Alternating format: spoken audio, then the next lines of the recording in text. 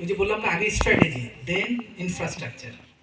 সুযোগ তো করে দিতে হবে। ধরেন আপনার যদি আমাকে যদি সুযোগ করে দেওয়া হয়, সাপোজ আমি বাংলাদেশের প্রেক্ষাপট থেকে বলি, যে কোনো একটা জব সেক্টরের প্রথমে এন্ট্রান্স এক্সামের ক্ষেত্রে যদি বলা হয়, আপনার প্রথমে জিজ্ঞেস করা হবে আপনার জব এক্সপিরিয়েন্স কতদিন, এরপর আসতে এজ লিমিটেশন আপনার ছিল 30 থেকে 32 করছে, এখন প্রাইভেট সেক্টর 35। আমার বয়স এখন হচ্ছে 39 প্লাস। এখন আমি অলরেডি 15 বছর জব এক্সপিরিয়েন্স করা, আমি নিজে একজন ব্যবসায়ী ছিলাম।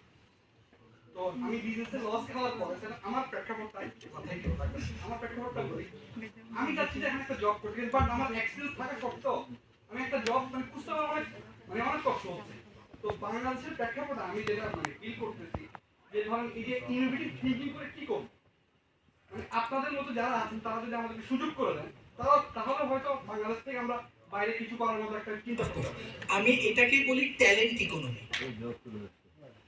ট্যালেন্ট পৃথিবীর যে কোনো জায়গায় থাকতে পারে। আমি বললাম যে there is no difference between Silicon Valley and Chittagong. Only problem is exposure. আপনাকে চেনে কিনা, আমাকে চেনে কিনা, রাইট কাইন্ড অফ সলিউশন আমরা দিতে পারছি কিনা।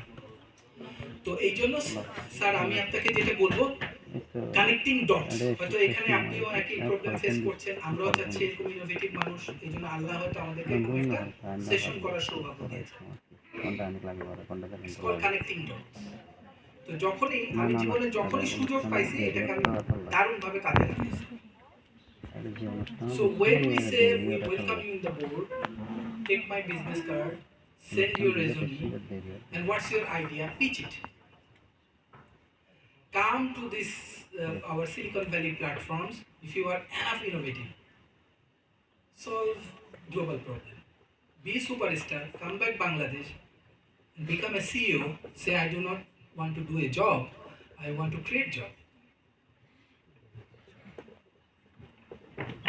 ভুল, ইম্পসিবল, ভেরি পসিবল। আমার মতো নগণ্য একজন মানুষ যদি এটা করতে পারে, আমি একদম রাজবাড়ি ছোট্ট একটা শহর থেকে আমি বলবো, আমার বাবা আইনজীবী ছিলেন, উনি পড়াশোনাকে খুব পছন্দ করতেন। If I can convince all of the global people, আপনিও এটা করতে পারেন। আপনার অপরচুনিটি আমার চেয়ে বেশি। এটার জন্য আমার অনেক ইনভেস্ট করতে হয়েছে। আপনি লাকি যে আমি আপনার কাছে আসছি। আসলে আমি এটাকে বলি ট্যালেন্ট ইকোনমি। ট্যালেন্টদের গ্রোথের জন্য মেরিটোক্রেসি, মেধাভিত্তিক সমাজ হতে হবে। এখানে কে মামা, কে চাচা, কে রাজনীতিবিদ, কে অরাজনীতিবিদ, কে সুপারস্টার, কে সোশ্যাল মিডিয়া ইনফ্লুয়েন্সিয়ালস, এগুলো না ভেবে আপনাকে যদি সমাজের কাজে লাগানো যায়, কর্পোরেশনের কাজে লাগানো যায়, কিংবা আপনাকে দিয়ে যদি 50 জন কর্মসংস্থান হয়, 50 জনের কর্মসংস্থান না হলেও আপনি যদি সোসাইটিতে খারাপ কাজ না করে শুধু ভালো কন্ট্রিবিউশন করেন, সেটাও সমাজের জন্য ভ্যালু। হিউম্যান আর সো প্রোডাক্টিভ। মানুষ অসম্ভব পজিটিভ একটা জিনিস, যদি আপনি আপনার নিজেকে বুঝতে পারেন। নো দাই সেলফ। আপনি অসম্ভব ক্ষমতাবান।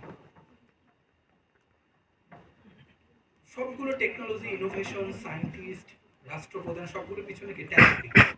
সো এটাকে যদি আপনারা কোলাবোরেট করতে পারেন, বুঝতে পারেন, I think you can change the whole world. Thank you.